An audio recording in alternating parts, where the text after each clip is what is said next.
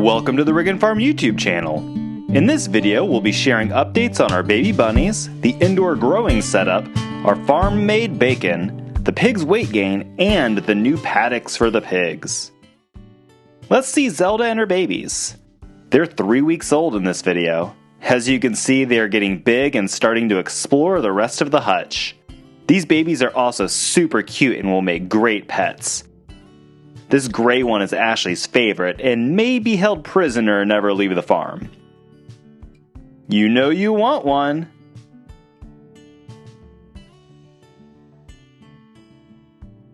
Remember this clip from the intro of the video? You see those trees on the left? I didn't. Don't worry, the drone's fine. These mixed variety sweet pea flower plants are growing tall. So are the Spanish dancer sweet peas.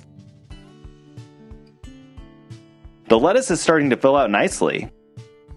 We've had a decent germination rate on most of the greens. Here are the same plants 5 days later. It's about time to raise the lights over the sweet peas. Same for the Spanish dancers.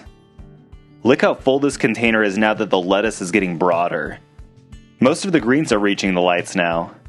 This is a relatively small amount of vegetables because they're being grown for our family to eat. None of the farmers markets in our area are open right now to sell them. The flowers take a little longer to produce blooms and should be ready to sell in April, just in time for Easter. Most of the 320 petunia seeds we planted have germinated. Cheep Cheep and 2 of the other chickens have escaped their enclosure again. These girls are naughty and they know it. Our front deck is getting an upgrade. It's been expanded over a foot on each side and has a gabled roof now. Next week they'll come back to make the stairs the same width as the deck and put the rails back on. We also need to order some more gravel to make the walk from our home to our cars less muddy.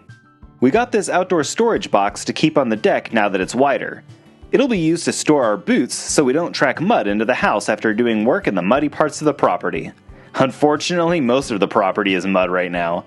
We can't wait to get some warmer weather so we can plant some grass seed. A trip to buy 20 more 5-foot tall T-posts was needed to create the additional paddocks for the pigs. These bundles of 5 weigh over 30 pounds, so after bringing the first set down, I realized that I could carry 2 bundles at a time. The last set wasn't strapped together very well, so I had a little accident. Whoopsie! Before getting started, I had to disconnect the wire leading back to the Energizer.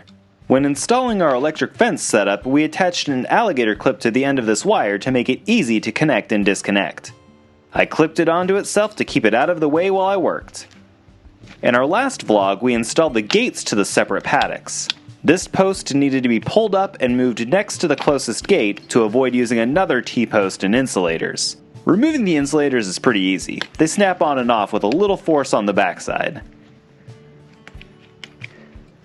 The post pounder can be used as a lever while rocking the post to pull it out of the ground. This tool is extremely helpful to get these T-posts deep into the ground, and they're not very expensive. It's also a great shoulder workout. Now to clip the insulators back on. We had to install T-posts on both sides of each gate to run electric polywire to keep the pigs where we want them.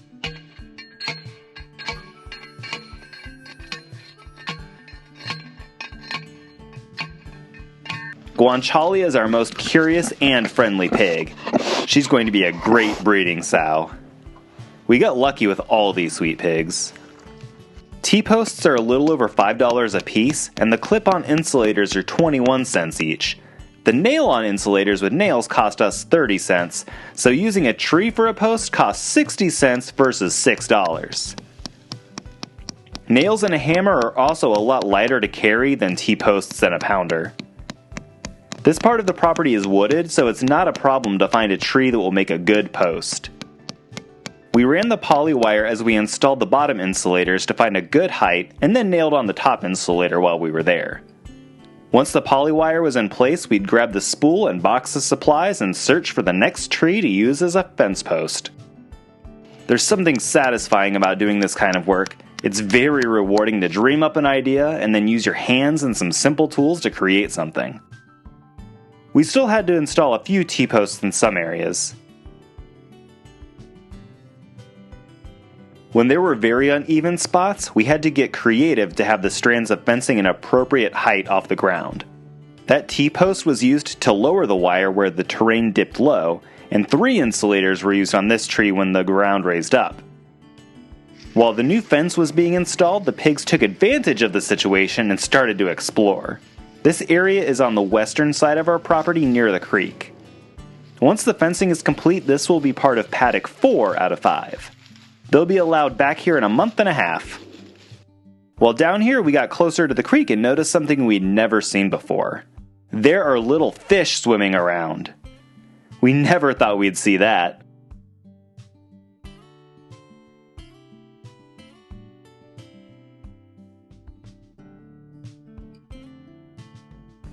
We also found some black walnuts. These will be a great snack for the pigs.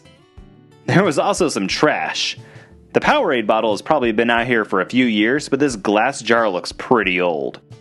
We wrangled the pigs and got them into the proper paddock now that it's fully fenced. This is paddock number 1, and it is the least shaded of the 5. There are still several spots to get out of the sun, but in this chilly winter weather, they'd rather sunbathe. The shelter, water barrel, and feeding area will be available to them at all times, and there will be 4 gates up to only allow them access to 1 paddock at a time. These 5 pigs will spend 2 weeks in each paddock, but as we start breeding and have up to 20-something at a time, they'll be rotated more often. This method of raising pigs is much better for the land than giving them access to all of it at once, and it's actually regenerative. They'll till and fertilize the soil to make it better than when they found it. This is about 2.5 acres that our pigs will live on for years to come. Let's get a bird's eye view of the fence lines to see the different paddocks. This is the outer perimeter that we put up over the last few weeks. The paddock on the bottom right was where the pigs have been the last few months, and the 2 somewhat vertical lines are what we just finished putting up. Within the next week, we'll put up the last line of fencing to create all 5 paddocks. This is a close approximation of the actual fence lines to give us a good idea of the shape and size of each section. They're not all the same acreage, but this is close enough to accomplish the same thing as if they were all precisely exact. In our last vlog, we showed how we started curing pork belly to make bacon. After a week, we got it on the smoker and it'll be ready to slice after it's completely cool. Subscribe if you don't already to make sure you don't miss our Making Bacon from start to finish video. Speaking of making bacon, let's go measure the pigs to see how much bigger they've gotten since the last time we took their measurements. We did a video a month ago that showed how you can use a tape measure to get an approximate weight of a pig. You measure their girth just behind their shoulder and around their chest, multiply that number in inches by itself, multiply that by their length from the base of the tail to between their ears, and then divide the total by 400. That will give you an approximation of their weight in pounds. In that last video, we didn't mention that this technique is more accurate on commercial breeds versus the heritage breed we have, but it's still a great way to get an estimate and keep track of their growth. Last time Luau weighed 69 pounds and now he's 85 pounds. Not much weight gain for this guy who is the runt of the litter. Prosciutto was only 56 pounds and now he's 103 pounds. Not bad at all. Guanciale weighed 71 pounds last month, and now this girl is a whopping 123 pounds. Chicharron was 78 pounds and gained a respectable 62 pounds and is up to 140 now. Morcia, the boss hog, has always been bigger than the others. Last month she weighed 92 pounds, and now this monster is 198 pounds.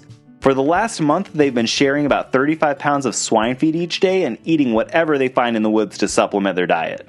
As we're making this video, the pigs have eaten 2,250 pounds of swine feed since we got them 110 days ago. That means they've eaten an average of over 4 pounds a day in that time. Well, that's enough pig math for now. We really appreciate you watching this video and hope you've subscribed to our channel to keep up with everything happening on Rig and Farm. We'll see you next time!